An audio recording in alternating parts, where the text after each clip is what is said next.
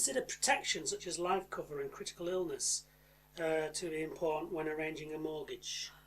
They annoy me. I have to say, the whole and you've got to have this and you've got to have that. Personally, annoys me. Life assurance, a bit common sense, but the critical illness, the way that they kind of really sell that, I personally feel that's quite a heavy sales push. But what's your view on that? Yes, I agree with the point. But then again, I think it's appropriate they print the option. I suppose for consideration, I think that's right, but probably not as you make the point, a big hard sell and a big aspect of it. It should be a bit of a bolt on. Yeah. Okay, cool. In terms of life assurance and things like that, yes, definitely. It was something that we could consider, wasn't it? I would hope it's something that everyone considers. Yeah. No. Definitely. Well, not life cover. Life we cover, do. I think life cover is really important. We've never had any of the others, have we? We've never really been able to afford to take the others out. Well, I think they are quite a good idea, and I think when it comes to a time like we are in now, I think probably income cover and stuff like that is probably, if you can afford to do it, I think it's probably a good thing. But we've never taken it into consideration, really, have we? Well, I've always been a little bit wary of not of life cover, because that's always been part and parcel, but redundancy cover, medical cover, because again, it's hearing horror stories. Small print. Oh no, that doesn't apply in this.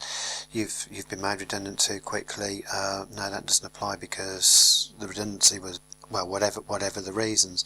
Having said that, the last couple of years, I've heard some really good stories. The last couple of years, I've heard some really good stories about it, as opposed to perhaps and more critical illness as well. I heard some really good things about critical illness, so I think probably it's a good thing to have. But it's something that we've never done, basically because it adds to it does add to the cost, really. and the lack of trust in the product. Yes. No.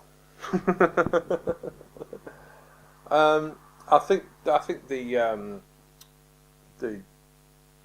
company providing the mortgage would oblige you to take out life cover.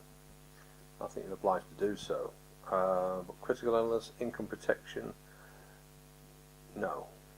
I don't trust them at all, but it's probably one of the times that I probably feel they could sell something to me then, because I'm spending so much on the mortgage every month, and for an extra little bit more I am covered by whatever, and I could see me then being sucked into it. But realistically, I am quite cynical about those types of things. When it comes to it, I don't think they pay up. Well, the critical illness stuff is it's notorious for being a bit of a scam both ways. They don't pay up, or they have people who have existing complaints who get away with some medical or other. Now I do. When I first got it, I didn't so much, but now I'm a family man. It all makes sense. Yeah. So that's actually.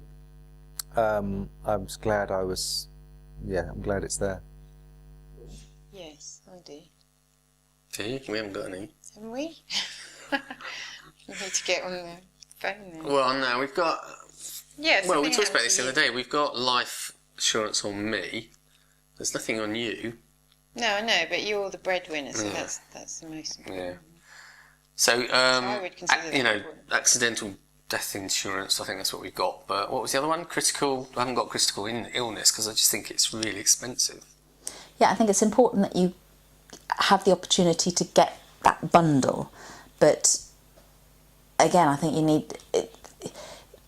It's nice to be given a choice about, because there's different types of protection and different levels of protection.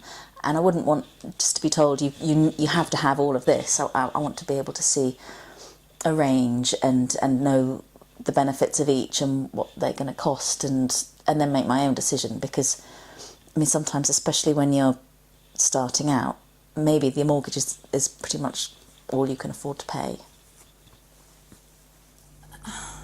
They're important things, but it depends on where you are, because if you've got your own business, you do need those covers, but I wouldn't necessarily expect it to all fall in with your mortgage, because the timing might not be, you might be moving, but you might have already got your own business and want to, or whatever the reason is for those insurances, might not tie in with your mortgage. So, don't you think?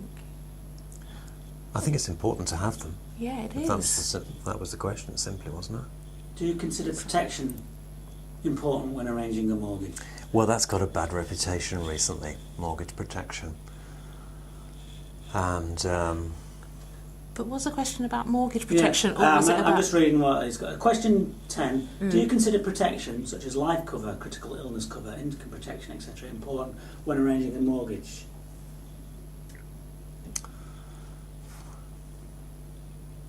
not too much for us, no, because we don't have to have a massive mortgage. I guess it becomes more important the larger your mortgage is, but ours isn't that massive now. But actually, thinking about it, I think if you're going to get a mortgage, you might as well. That's a good opportunity at that point to look at all of your finances. And if you're seeing an independent advisor at that point, it might be worthwhile. I can see the value in looking at all of those things at that point, just to make sure that you have got the correct amount of cover that you need for the next stage in your life. So, yeah. So we think it's yes.